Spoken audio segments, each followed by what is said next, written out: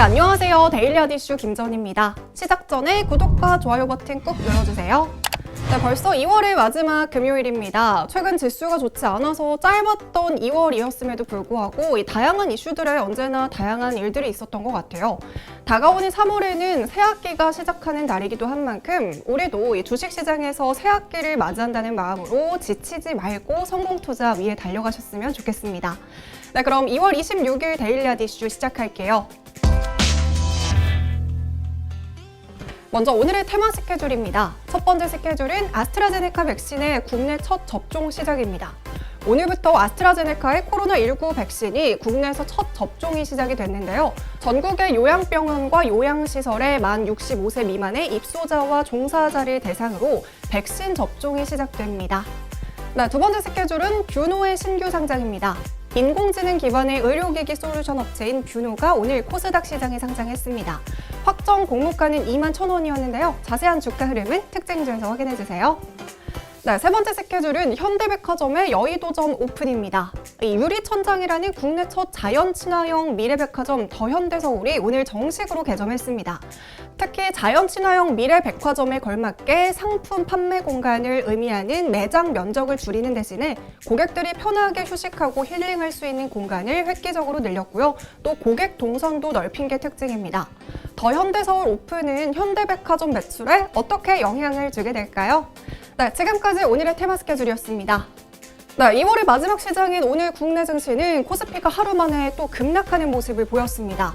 미 국채금리가 급등하면서 휘둘리고 있는 모습인데요. 아무래도 금리 상승세가 금융시장에는 지속적인 부담으로 작용하는 모습입니다.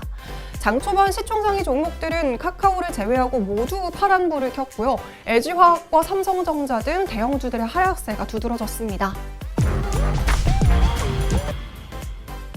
네, 이어서 오늘의 주식시장을 들썩이게 한 오늘의 특징주 살펴보겠습니다. 네, 첫 번째 특징주는 뷰노입니다. 국내 유일의 의료 부분 AI 기업 뷰노가 오늘 코스닥 시장에 상장했습니다. 뷰노는 최적의 의료 인공지능 솔루션 8종 상용화에 성공했는데요. 특히 설립 후 4년 만에 식약처로부터 국내 최초의 AI 의료기기인 뷰노메드 보네이즈에 대한 허가를 획득하기도 했습니다. 그리고 이 뷰노메드 시리즈를 통해서 임상 의사결정의 정확도와 효율성을 높여서 의료진을 돕고 환자에게 향상된 의료 서비스를 제공하고 있는데요. 대표적으로 의료 영상과 병리, 생체 신호, 의료 음성 등 다양한 의료 데이터를 분석해서 진단과 치료, 예후 예측을 아우르고 있습니다. 이렇게 국내외 유일의 의료 부분 AI 선도 기업으로 꼽히면서 상장 전부터 투자자들의 기대감이 높았습니다. 기관 투자자를 대상으로 한 청약 경쟁률은 1,457대 1을 기록했고요. 일반 투자자 청약에서도 1,102.7대 1의 높은 경쟁률을 기록했습니다.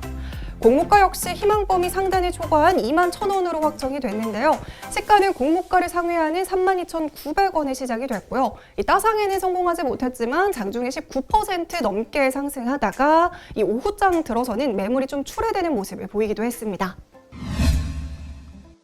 네, 두 번째 특징주는 한국석유입니다. 한국석유공업이 어제에 이어서 이틀 연속으로 상한가에 도달했습니다. 바로 무상증자와 액면 분할을 진행한다는 소식 덕분입니다.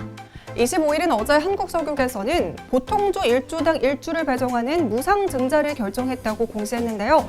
이에 따라 보통주 614만 2,120주가 새로 발행됩니다. 더불어서 유통주 식수 증가를 위해서 액면가 5,000원인 주식을 10분의 1 수준인 500원으로 분할하기로 결정했다고 밝혔습니다. 신주 배정 기준일은 4월 16일이고요. 신주의 상장 예정일은 5월 7일인데요. 이런 소식에 한국석유는 공시 후에 투자자들의 관심을 받으면서 이틀째 초강세를 보였습니다.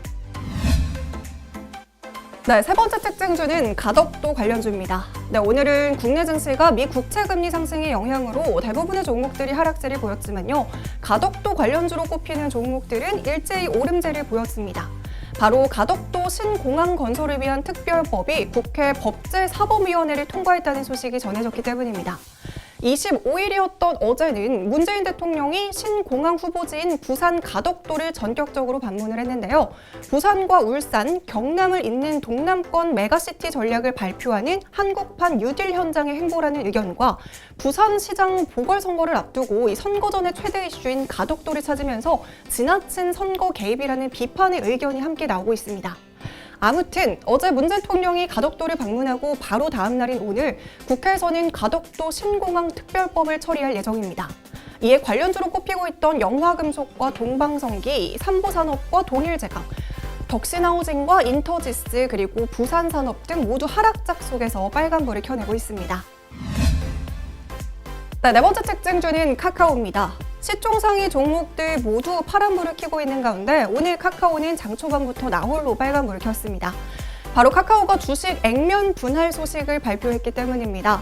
카카오는 이사회를 통해서 유통주식수 확대 목적으로 1주를 5주로 쪼개는 액면 분할을 실시하기로 했다고 공시했습니다. 현재 카카오는 40만 원 후반에서 50만 원 사이에서 거래가 되고 있는데요. 이번 액면 분할로 카카오 총 주식수는 5배로 늘어나게 되고요. 주가 가격이 낮아지니까 그동안 거래 금액이 너무 높다고 판단해서 진입하지 못했던 개인 투자자들에게는 거래 진입성이 높아지게 됩니다. 이번 액면 분할을 통해서 투자자 입장에서는 높은 주가 부담이 완화될 수 있어서 거래량이 늘어날 수 있다는 전망입니다. 네, 그럼 본격적으로 오늘의 핫 이슈 알아보겠습니다. 오늘의 핫 이슈는 미국 금리 급등에 한국 증시는 폭락, 이 하락장에 베팅해도 될까입니다. 네, 그동안 대형주들의 강세로 코스피가 3,200선을 돌파한 이후 코스피 상승 랠리 향방에 대해서 시장에 많은 관심이 몰렸지만요. 2월에는 지지부진한 모습을 보이면서 코스피 3,000선이 무너지기도 했습니다. 아무래도 최근 미국의 장기물 국채금리가 고공행진을 이어가고 있다는 점이 시장에서는 부담으로 작용하고 있는데요. 연준에서 금리 인하는 없다고 계속해서 강조는 하고 있지만 시장은 이 긴축 신호에 민감하게 반응하는 모습입니다. 미국의 금리 상승이 한국 증시 하락과 어떤 영향이 있을까요? 현재 미 국채 10년물 금리는 하루 만에 10베이시스 포인트 이상 급등해서 1.5%를 돌파했습니다. 장중에 1.56%까지 치솟으면서 지난해 2월 이후 최고치를 보여주고 있는데요. 국내 증시에 부담이 되는 부분은 이 미국 금리 상승이 외국인 수급에 악영향을 줄 수 있다는 점입니다. 일단 25일인 어제 이 코스피 지수는 외국인의 현물과 선물 순매수 확대에 힘입어서 3% 이상 급등하면서 마무리된 바 있습니다. 하지만 금리가 오르면 이 자금이 다시 미국으로 자본 유출이 될 가능성이 커지게 되고요. 특히 밸류에이션 부담이 높았던 기술주에 특히 악영향을 줄 가능성이 높습니다. 국내 증시 역시 큰 폭으로 하락하는 상황에서 연준은 현재 금리 상승은 긴축 정책 때문이 아닌 백신과 부양책에 의한 경제 정상화 여파라는 점을 강조하면서 안심시키고 있습니다. 따라서 국내 증권사와 전문가들은 백신과 부양책에 의한 경제 정상화 과정에 따른 결과이기 때문에 이 지수가 큰 폭으로 조정을 보일 가능성은 크지 않다고 보는 관점도 있습니다. 자, 그럼 지금 이 상황에서 우리 개인들 하락장에서 어떤 스탠스를 취하고 있는지 살펴보겠습니다. 네, 지난 1월에 대형주들의 상승 랠리가 이어지던 시기 개인들의 증시 순매수 금액은 1월에는 25조 8,549억 원 수준이었는데요. 현재는 5분의 1로 급감한 상태고요. 당시의 순매수 1위 종목은 국내 증시의 대장주인 삼성전자였지만요. 2월인 지금에는 PB파마와 솔루엠 등 신규 상장 기업이나 코스닥 종목들이 이 순매수 상위 종목에 이름을 올렸습니다. 또한 공모주 청약 10개도 한층 더 과열된 상황입니다.